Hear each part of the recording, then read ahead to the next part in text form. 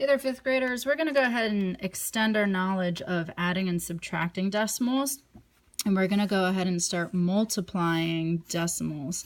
Now we're going to start off slowly and ease our way into it, and we will multiply decimals by whole numbers, which actually is nice because by doing so, we can use what we already know about adding decimals, because multiplication is indeed repeated addition. So we can go ahead and use this knowledge of adding decimals to get our answers. Now we're going to discover there's a much faster way, and we're not going to want to always rely on repeated addition, but please know that it is an option. And we're going to go through a couple of examples so that we understand how many decimal place values our product or our answer will have. So when we're multiplying a decimal by a whole number in particular, we can use the repeated addition because we already know how to add decimals. We're going to take something we already know and apply it to a new situation and see if we can draw some conclusions.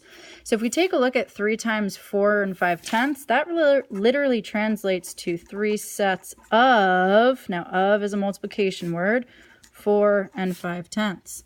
So we can go ahead and add 3 sets of 4 and 5/10.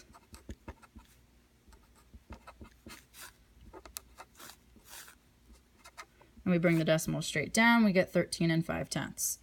Here we've got 10 and 25 hundredths times 5. Well, that literally translates to 3 sets of multiplication of, that dot is multiplying, of 10 and 25 hundredths. So let's go ahead, we're going to do 10 and 25 hundredths. We're going to add it to itself 5 times.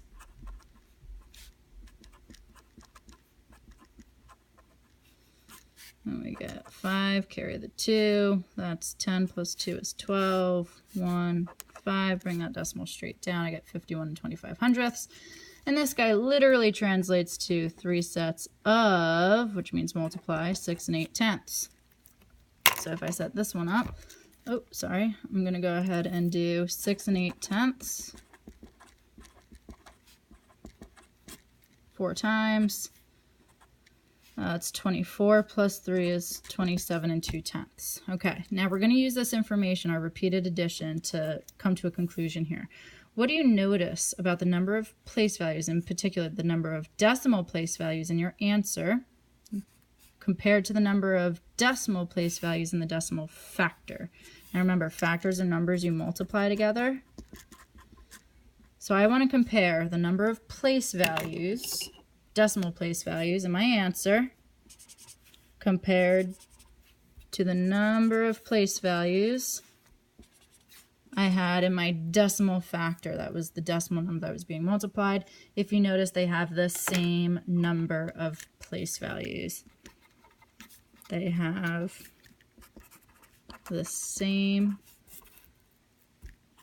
number of decimal place values.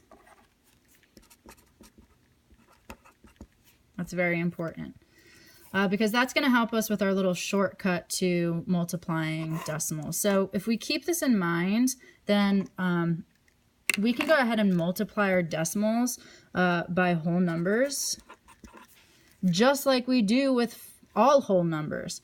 And the nice thing is we do not need to line our decimals up like we do when we add and subtract. You do not need to line them up when you're multiplying.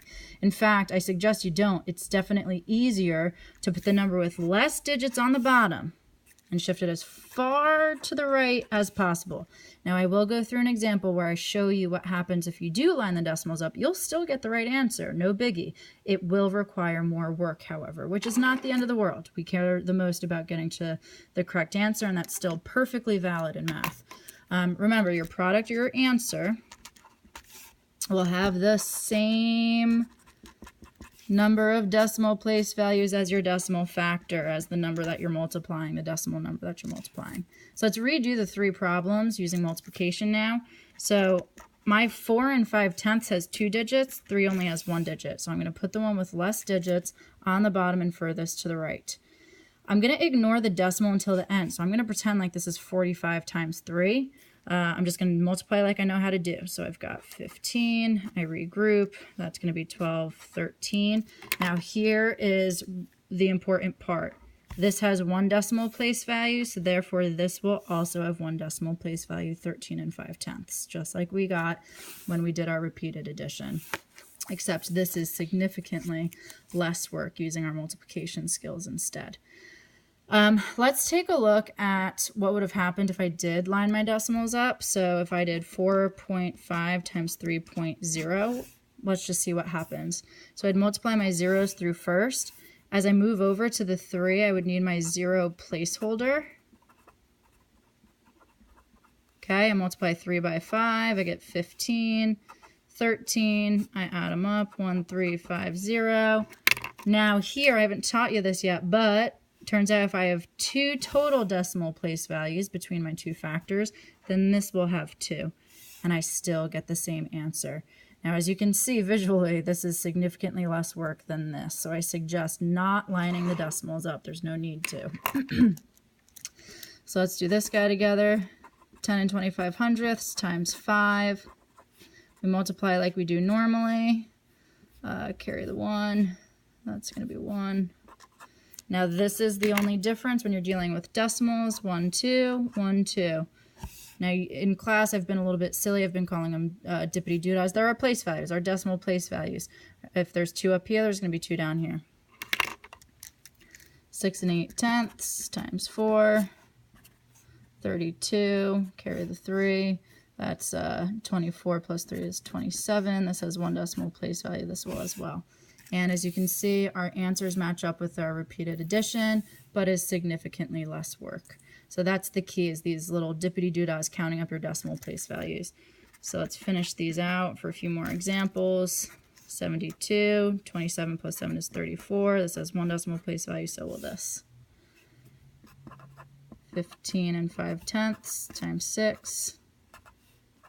33, 9, 1 decimal place value, 1 decimal place value. And lastly,